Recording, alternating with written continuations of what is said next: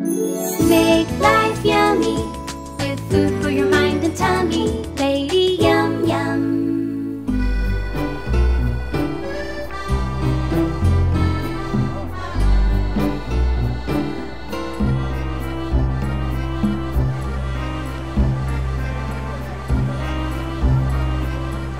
Here I am in front of these spectacular falls. It's a gorgeous sunny day, but I'm getting quite wet from the falls. It actually changes the ecosystem around here. So it's very cool up here and fairly warm in Portland, about 30 miles to the west of us. Down in the pools below, there's lots of trout today, and there's often salmon there at the right season as well. But of course, I'm here like I'm anywhere for the food. So I'm getting pretty hungry. I'm gonna head down to the lodge and have huckleberry pancakes, which I've been thinking of all morning. I'll see you there.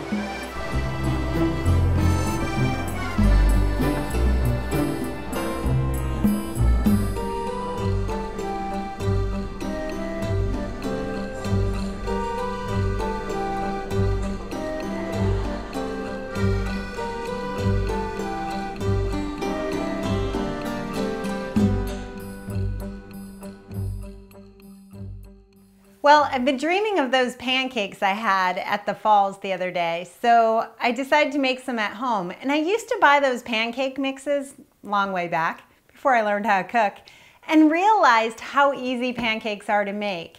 And the ingredients you usually have in your cupboards and refrigerator anyway. So I'll show you how easy it is. All you do, take 3/4 of a cup of flour, throw it in a mixing bowl.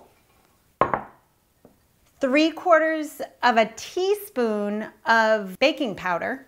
That'll help leaven the ingredients. 1/4 teaspoon of salt, and the salt's actually important because it also helps the pancakes rise.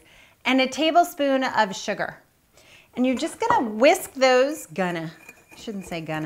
You're just going to whisk those together and mix all the ingredients up a bit.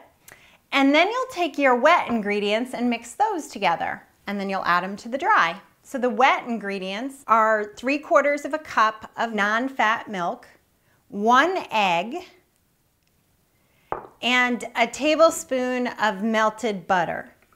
Now, some people use oil, but again, if I'm gonna use fat, I want the most flavor-packed fat I can use. The most bang for my buck. Just whisk those up to break that egg up a little bit. Now you just add your wet ingredients to your dry ingredients. I told you it was simple, almost as easy as just add water. And notice I'm using a spatula to stir. Again, anytime you use flour, you don't want to overwork it or it gets all pasty and hard, more like bread. And we want these to be nice and light and cake-like. So I'll just stir it. And we'll get you to have a good look here. And that's about the right consistency. You don't want it too thin. You don't want it so thick that it doesn't fall off the spatula. If it's a little thin, you can add a little bit of flour. If it's a little thick, add a little milk. The batter can sit in the refrigerator for up to a day at this point, but I want my pancakes now. One of the most important things about making good pancakes is to make sure you have a warm pan before you start. And one of the quick ways to know if it's the right temperature is that. Put a little water on it, make sure it jumps around right away. Now, even though this is a nonstick pan, for the first pancake, you do have to use some oil.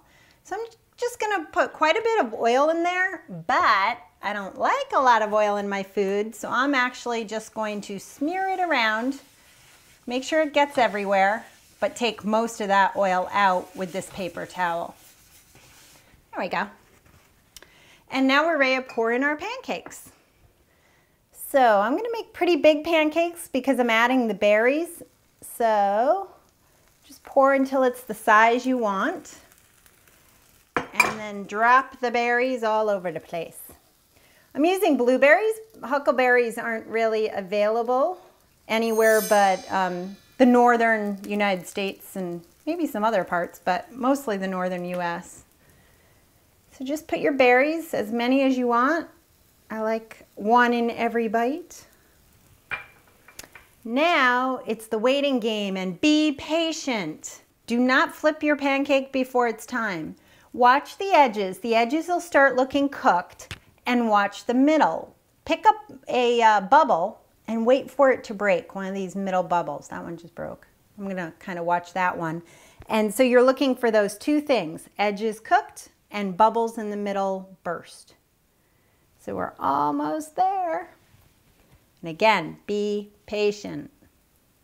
So my edges are cooked and most of my bubbles are burst, so it's time to flip.